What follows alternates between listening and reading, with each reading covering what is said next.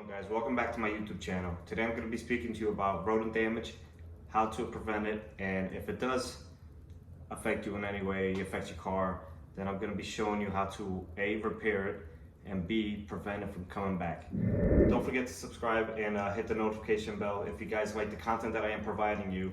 I will be posting on a weekly basis, and also check out my Instagram page at Honda Mobile Mechanic. I provide and post daily content there on my daily jobs and everything I do at work, tips, tricks, little DIYs, and everyday ins and outs. What I'm going to show you today really applies to any car and can be used on any car, but since I work on Hondas, and specifically this is what I see, typically it's on cylinder number 4 coil wire and a cam connector right next to it.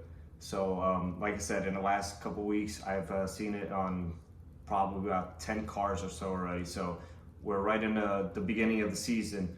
And the reason that this happens is for two reasons. Rodents are looking for food and warmth. So you're driving home from work, a long trip, you get home, your car is nice and warm, so they go looking for warmth in there, and then they find some soy-based wiring, which is pretty typical today, today's cars.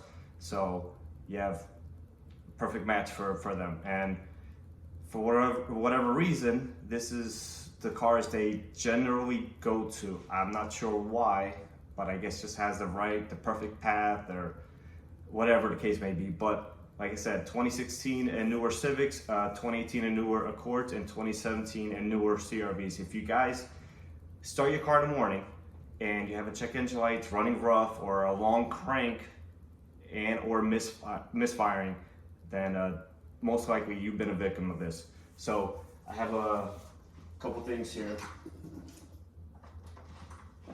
If you do happen to see this, you open your car, pop the hood, and I'm gonna put a couple pictures up in the video, and you see the harnesses shoot up.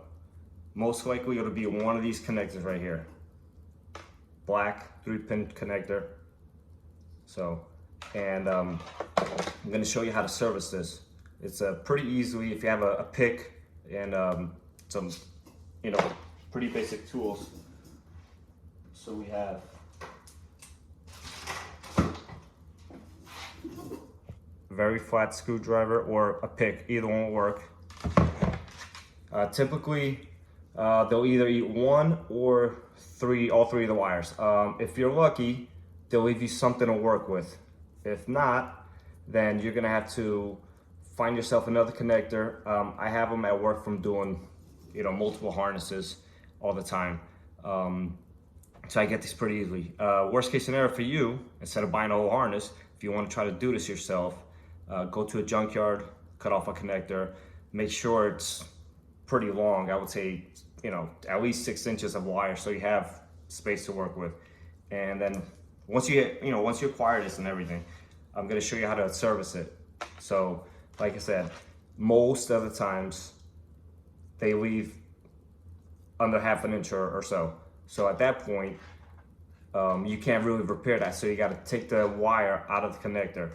And how you do that is, there's this little gray cap over here. And I'm gonna put my flathead or pick right in here and pop that cap out. See? This is the lock. So once you have that out, there's basically a lock in there. 3 little locks, one per wire. So you're gonna put your screwdriver in there at the bottom. So if you're looking at the clip here, this is the top part. At the bottom of it is where the locks are. So you're gonna put your screwdriver or pick in there and basically work from upwards to a downwards manner. And you're gonna grab the bottom. If this isn't long enough, you might have to use needle nose pliers or something, but obviously this one's long enough because it's a good wire that I'm gonna use. So you're gonna put your pick in there, and just like that. So you will take this out of the new one. If you chewed all 3 wires, you don't need to do this because you would just connect them onto the new harness. But most of the times it ends up being 1 or 2 wires, not all 3. So I like to just depin it and put in a new connector. So let's say you do this, at this point, you put it back in onto the good connector or the harness on the car, and make sure you hear a little click. All right, so you got that.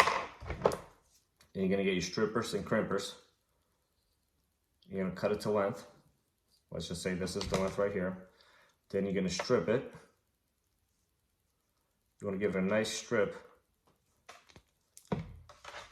about 1/2 inch or so, maybe a little bit longer. Doesn't really matter, you can make it longer. So I'm gonna pretend that this end of the wire now is on the car, all right? So you're gonna do the same. All right. So now you got 2 pieces of wire. This is what you get now. This is what I like to use.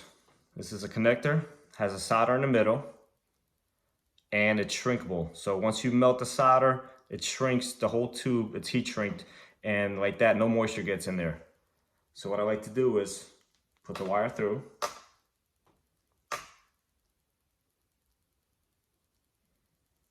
All the way through in the other end. See, it's all the way through. Now you're gonna split the wires. You could use this, you could do a different method. This is the method I use. You can solder it if you want to. This is the method I use, and it's always worked really well. So you're gonna go like this and kind of just twist them together.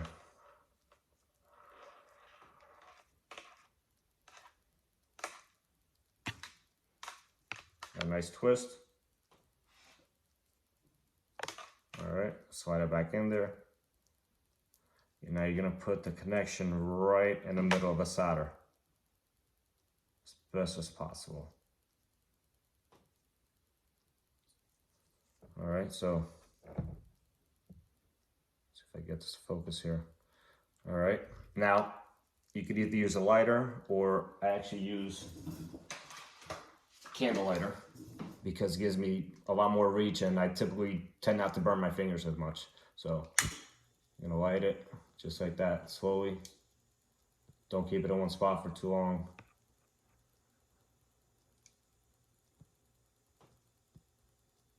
And watch everything shrink and melt.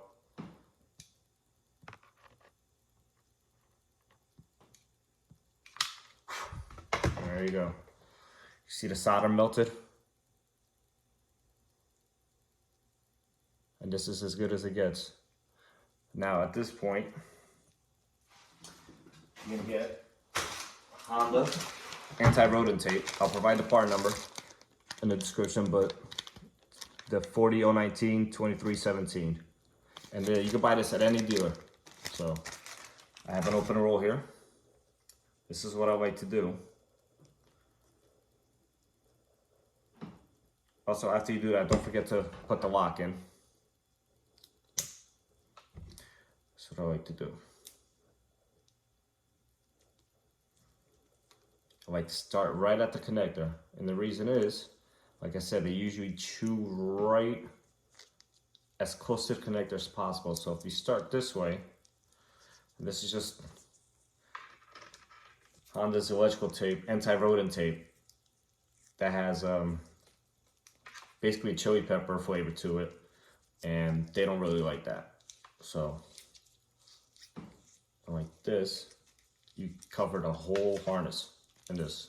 Anything that's exposed, you're gonna cover all the way up to the, I'm not gonna do the whole harness here, but you get the idea.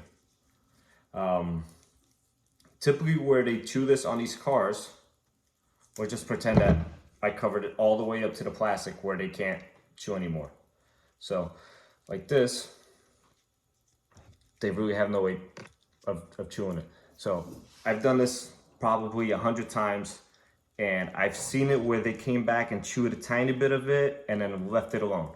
So it seems to be really effective. If it's a bigger rodent, you know, maybe I don't know, a squirrel or something, you know, it might not be effective, but typically like field mice, which is what we're seeing, chew through this stuff, these smaller wires, it seems to be really, really effective. So, and this will work on any brand. You know, you can buy this from Honda, use it on GM, Ford, Toyota, whatever. And it just seems to work really well. I also like to basically insulate all the wires in the rodent tape and anywhere in that general area. So if you have 3 or 4 connectors in that area, I'll do all of them, because what happens is they seem to, if they chew on this one and see, all right, it doesn't taste very good, let me go to the next one. And sometimes they go on to the next harness. But typically, it's the cylinder 4, and the cam connector right next to each other.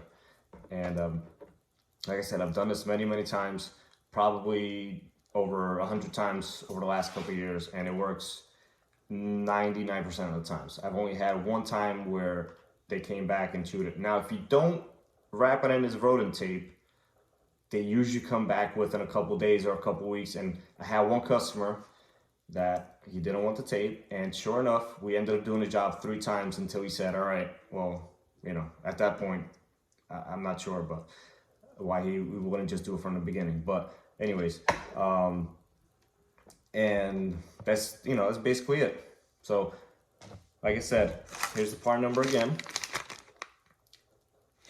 If you live in an area where you see maybe larger mice or something like that, if you see droppings under the hood, that's a very good indicator that they're in the area already. If you see chicken bones, is another big indicator. We see a lot of chicken bones, a lot of rodent droppings, and that's an indicator. If you start to see that, obviously you want to pick up some tape, do it preventatively. If you park in a garage, maybe you want to take some extra measures, you know, maybe some traps or some bait or some sort, you know, something like that. If not, then you might end up being a victim. So that's it for today, guys. Thanks for watching. Like I said earlier, if you like my content, please subscribe, hit the notification bell, follow me on Instagram at Honda Mobile Mechanic. I post on a daily basis there. I'm going to be posting on here on a weekly basis, try to give you as much content and useful information as you guys can use.